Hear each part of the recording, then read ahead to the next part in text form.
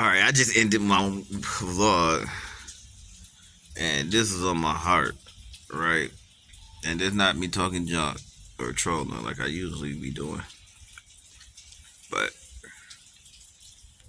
y'all see the title, DDG. DDG music.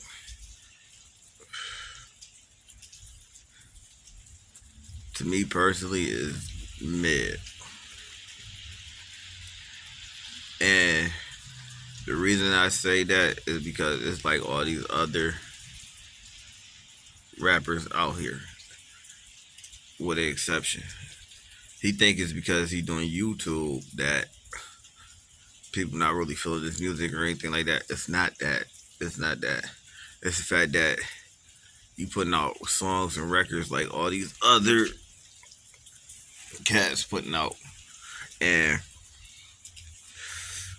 quite frankly, the ones who be feeling their music is like their little cult following. It's just certain people who will touch and stuff like that. You know what I'm saying? Like even with Drake just dropped this album, and to me at first it was garbage, and I'm still not into it all like that. Like I ain't bumping it every day. You feel what I'm saying? And it's Drake, but Drake not tighter than Lil Wayne. You get what I'm saying? And you gotta understand, you can't put yourself in a bracket of certain rappers or certain artists that's at your level. You gotta think about who else is out here. You feel what I'm saying? You got all these fire rappers. I understand your accomplishments and stuff, but you got all these fire artists out here. And the thing about it is, I know how tight you could be. You could make a record, you could make a whole album better than Moonwalking in Calabasas, and Moonwalking Calabasas is a banger. You feel what I'm saying? Moonwalking Calabasas was a banger. The only thing was you didn't kick back with another banger like that. You thought Eli was gonna be another banger, but it wasn't. You feel what I'm saying? That just like Gunna, right? Gunna did what he did, whatever. So people ain't gonna be feeling him. But that that shit's a banger. When I was in Houston, all I heard all day was, "What you mean?" Everywhere we went, everything we do was like, "What you mean?" It was a banger. I'm not gonna lie. Everything else he got right now is not hitting like that. You know? So what you fail to realize is right now is like you just coming to YouTube for the first time in the industry. And I understand it's gonna be hard because you done fucked around the sign. I don't know what your deal is, whatever. But what you gotta understand is like when you first come to when you first came to YouTube, it's not necessarily about how you feel about the record or if it's quality or not. You feel what I'm saying? You gotta make hit after hit after hit after hit. But really, what you want to do is make a whole bunch of songs and just keep putting out a whole bunch of songs, so that the ones that are hits surface to the top. You get what I'm saying? Which is gonna make all your other album, all your other stuff fire. You feel me? Because a lot of your songs is for certain moments, and sometimes that moment just ain't hit at that time. It's just that moment just not there. Maybe later on somebody will find one of your songs and it'll be everything to them, and it's just part of that moment. You get what I'm saying?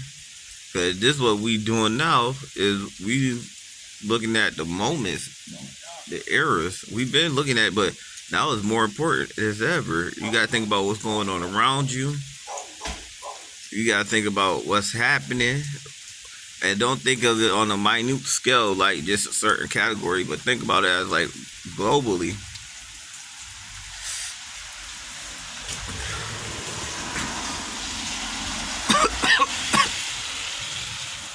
But right now is niggas out here trying to hustle, trying to grind, and get their money, get their paper. That's just the moment. All this crazy stuff happening around them, but they need that motivation to get out there and get this money, get this paper. So you make the songs out there talking about getting this money, getting this paper, to give them that motivation. You get what I'm saying? If you make a whole bunch of hits about getting this money, getting this paper, how to get this money, get this paper, you getting this money, getting this paper, you trying to get some money, trying to get some paper, whatever, you grinding, you hustling, that's what's gonna hit right now. You know what I'm saying? That's the type of music everybody's looking for, the moments. So when you in the club, stuff you can play in the club, stuff you play in the radio, so you know, all different types of hits, whatever. And the reason why Lil Wayne became so hot, and quite frankly, see, this is the problem. I don't be having conversations with everybody. Quite frankly, right? When Drake first came about, before Drake blew up, it was a conversation had. And the conversation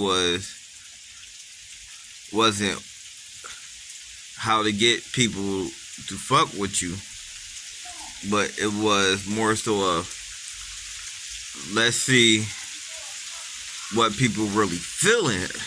You get what I'm saying? How they really feeling out here. And we make a whole bunch of different songs about a whole bunch of different stuff to see how they feeling out here. Because at that time, you gotta remember what was going on. Drake was an afterthought. Drake and Nicki was an afterthought, really.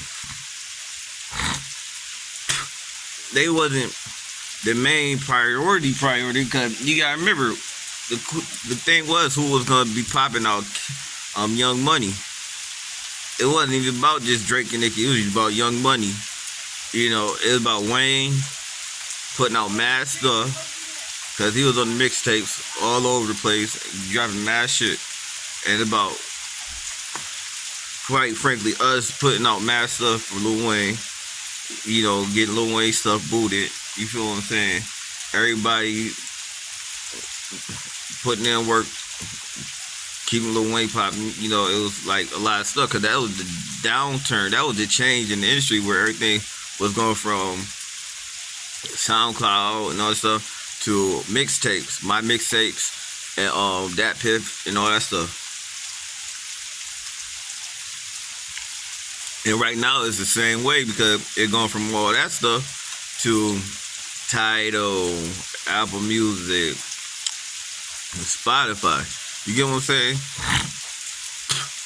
So now you can't even really download it.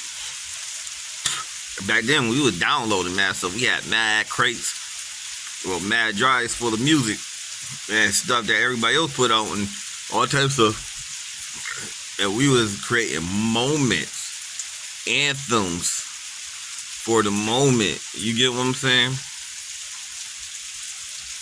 Everything we were putting out was anthems. You gotta think of like the anthem would capture the moment and stuff. And once we found out what really was popping, what everybody was feeling, we just did mad of it. Everybody did mad of it. You feel what I'm saying? Mad Records was about the same damn thing at that time. But to the point that even if you put it on, now it reflects the moment now, and on top of it, it brings back nostalgia, brings back that old feeling of what you was doing back then and how everything was and stuff like that. You get what I'm saying? So you need to focus on like anthems and grinding the hustler music, you know what I'm saying? And not like no street stuff, whatever. You gotta talk about the moment. Now everybody trying to jump on social media. You one of the kings of social media. Act like it. Talk about what you know. Cause it's gonna hit different. And you're gonna teach some people some stuff. It's gonna hit real different. And it's gonna be a moment. You feel what I'm saying? That's all I had to say about man. But cause I know you fire. Everybody you know you fire. Stop acting like you not. Stop acting like you following trends and stuff. You a trendsetter. It's a difference. A lot of YouTube niggas and social media niggas trendsetters. You get what I'm saying?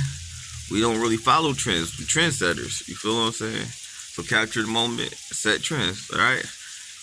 Ain't nobody on here talking about YouTube. Ain't nobody on here talking about making videos and content and stuff like that. And flowing talking about it. Ain't nobody doing that.